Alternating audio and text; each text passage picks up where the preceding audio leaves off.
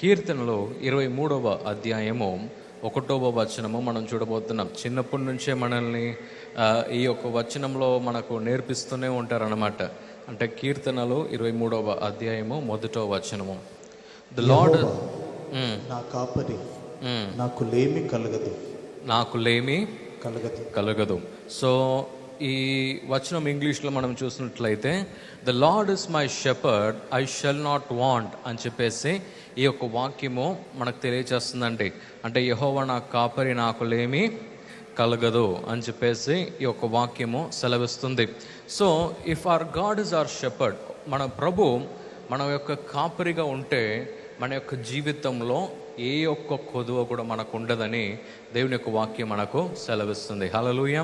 అంటే దానికి అర్థం ఏంది? మనము ఎప్పుడు మన ప్రభుని మన యొక్క సొంత రక్షకుడుగా మనం అంగీకరిస్తామో, ఎప్పుడు మనం రక్షణలో వస్తామో, మనం ఒకటి ఏం తెలుసుకోవాలంటే, ప్రభు మనల్ని ఏ రోజు కూడా తక్కువ ఉన్న మార్గంలో మనల్ని నడిపించాడు. హల్లెలూయా. తక్కువ ఉన్న మార్గంలో మనల్ని నడిపించడు. కానీ దేంట్లో ఆయన నడిపిస్తాడంటే, మనకు ఏ ఒక్క కొదువ లేకుండా కూడా ప్రభు మనల్ని నడిపిస్తాడని చెప్పేసి ఈ యొక్క వాక్యం మనకు తెలియజేస్తుంది. హల్లెలూయా.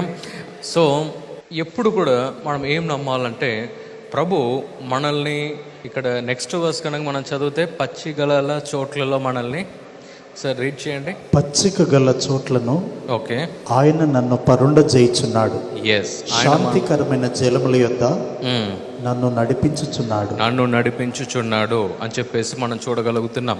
సో ఈరోజు దీనికి మనం ఒక ఎక్స్ప్లెనేషన్లో మనం వెళ్ళబోతున్నాం. దానికి మార్క్ 6వ అధ్యాయము 7వ వచనం నుండి 12వ వచనము మరి మనము ఈరోజు మనం చూడబోతున్నాం.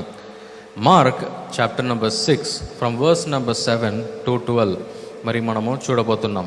ఆయన 12 శిష్యులను తన యొద్దకు పిలిచి వారిని ఇద్దరిద్దరినిగా పంపుచు పవిత్రాత్మల మీద వారికి అధికారం ఇచ్చి, ప్రయాణము కొరకు చేతికర్రను తప్ప రొట్టెనైనను జాలనైనను సంచిలో సొమ్మునైనను తీసుకొనక, చెప్పులు తొడుకొనుడనియు 2 అంగీలు వేసుకొనవద్దనియు వారికి ఆజ్ఞాపించెను.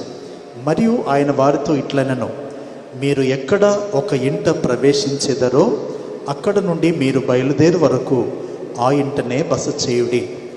ఏ స్థలమందైనను జనులు మిమ్మను చేర్చుకొనక మీ మాటలు వినకుంటే, మీరు అక్కడ నుండి బయలుదేరినప్పుడు వారి మీద సాక్ష్యంగా ఉండుటకు మీ పాదముల క్రింద ధూళి దులిపివేయుడి.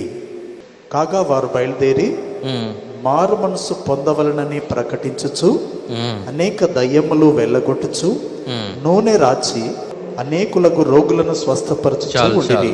సో ఇక్కడ మనము ప్రభు అయిన యేసుక్రీస్తు శిష్యులను ఆయన బయటికి పంపిస్తున్నాడు అన్నమాట. ఎక్కడ పంపిస్తున్నాడంటే సేవకు పంపిస్తున్నాడు. ఇక చూడండి, మనం ఎప్పుడంతా మన లైఫ్లో మనం ఒక కొత్త స్థలంకు మనం వెళ్ళినా, లేకుంటే ఎక్కడైనా మనం బయటికి వెళ్ళినా, ఫస్ట్ ఏం గుర్తొస్తుందంటే మనకు మన సూట్ కేసు మనకు గుర్తొస్తుంది కదా.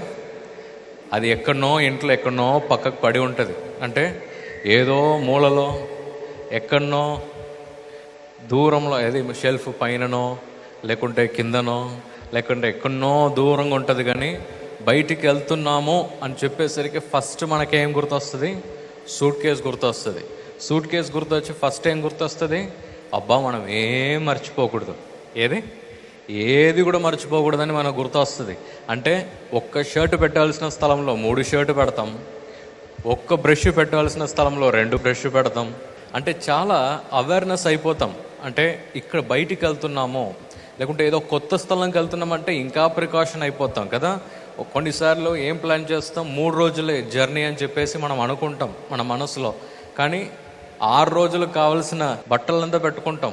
కాఫీ మన మీద పడిపోతే, టీ పడిపోతే ఒక ఎక్స్ట్రా జత పెట్టుకుందాం, లేకుంటే ఒక 2 జతలు ఎక్స్ట్రా పెట్టుకుందాం అని చెప్పేసి మనం ఏం చేస్తుంటామంటే ఎప్పుడు కూడా జాగ్రత్త మనం పడుతూ ఉంటాం కదా.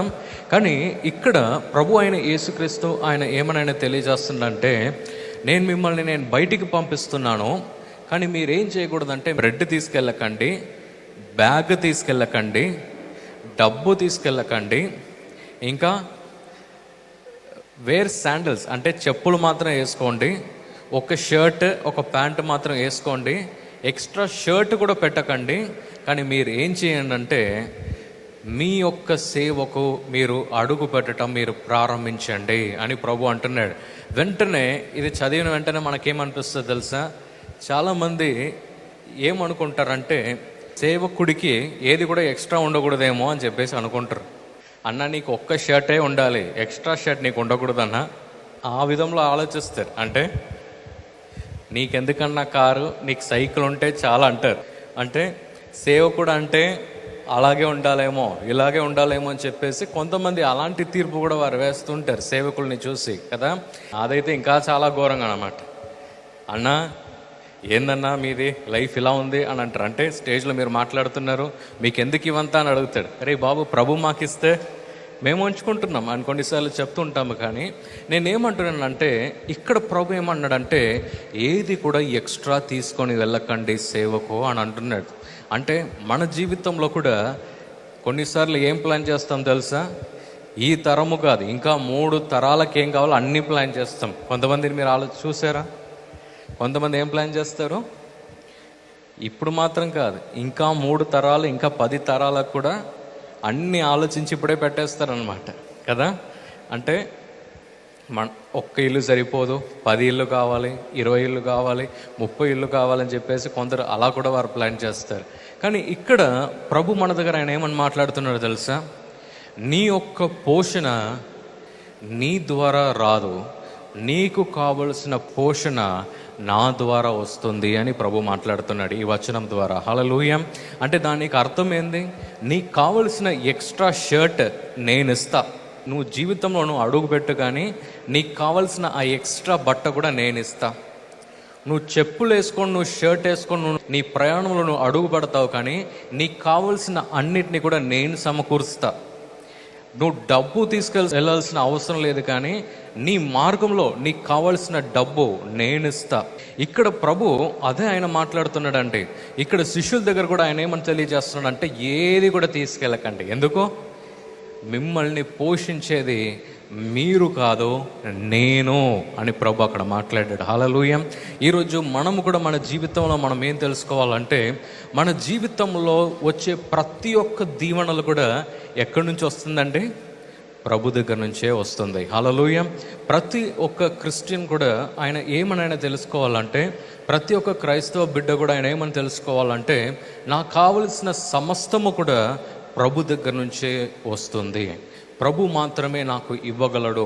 నాకు కావలసిన తిండి నుండి, నాకు కావలసిన స్కూల్ ఫీజు నుంచి, నా పిల్లలకు కావలసిన సమస్తమును కూడా ప్రభువే నాకు ఇవ్వగలడు. హల్లెలూయా, హల్లెలూయా. సో ఇక్కడ కూడా ప్రభు మన దగ్గర అదే ఆయన తెలియజేస్తున్నాడండి. When God is telling them to enter, అంటే ఏం లేకుండా వెళ్ళండి అని చెప్పినప్పుడు ఆయన ఏమని తెలియజేస్తున్నాడంటే మీకు ఎక్కడ కూడా ఏది కూడా కొదువ మీకు ఉండదు. హల్లెలూయా. ఇక్కడ ప్రభు సేవ గురించి ఆయన తెలియజేస్తున్నాడు, కానీ ఇక్కడ మన జీవితంలో కూడా మనం అప్లై చేయొచ్చండి. అంటే మేమేంది బిజినెస్ చేస్తూ ఉన్నాం, చాలామందికి తెలుసు కదా, కేక్ల వ్యాపారంలో మేము ఉన్నాం. సో కొన్నిసార్లు కరెక్ట్గా మేము 1st నుంచి 10th లోపు మేము అందరికి శాలరీస్ ఇవ్వాలన్నమాట మా బిజినెస్లో. సో కొన్నిసార్లు ఏమవుతుంటుందంటే అంటే డేట్ పక్కకు వస్తుంటుంది అన్నమాట. ప్రతి బిజినెస్లో కూడా పెద్ద ఖర్చు ఏముంటుందంటే జీతాలు ఇవ్వటం, అంటే మా కింద వర్క్ చేసే వారందరికీ కూడా జీతాలు ఇవ్వటం అన్నమాట. మరి కరెక్ట్గా టైం పక్కకు వస్తుంటుంది. కొన్నిసార్లు ఆలోచిస్తూ ఉంటాం, మరి ఎలా ఇవ్వబోతున్నాం, ఎక్కడి నుంచి ఇవ్వబోతున్నాం అని చెప్పేసి కొన్నిసార్లు ఆలోచిస్తూ ఉంటాం. కానీ కరెక్ట్గా ప్రభు ఏం చేస్తారో తెలుసా? దానికి కరెక్ట్గా ఆ టైం వచ్చేసరికి ప్రభు అన్నిటిని కూడా సమకూర్చి మాకు ఇస్తూ ఉంటాడు. హల్లెలూయా. అంటే జీతాలు ఇవ్వటానికి కొరకు కానీ, లేకుంటే ఏదైనా బిజినెస్లో ఏదైనా అప్గ్రేడ్ చేయాలన్నా, ఏదైనా అభివృద్ధి చేయాలన్నా కూడా ప్రభు మార్గాలు ఆయన తెరుస్తూ ఉంటాడు.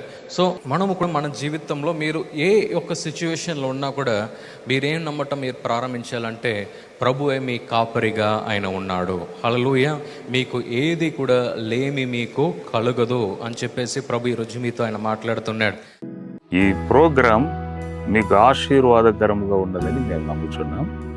ఫస్ట్ లైక్ చేయండి, తెలిసిన వారు మీ ఫ్రెండ్స్ అందరికీ మీరు షేర్ చేయండి. తర్వాత సబ్స్క్రైబ్ చేయండి.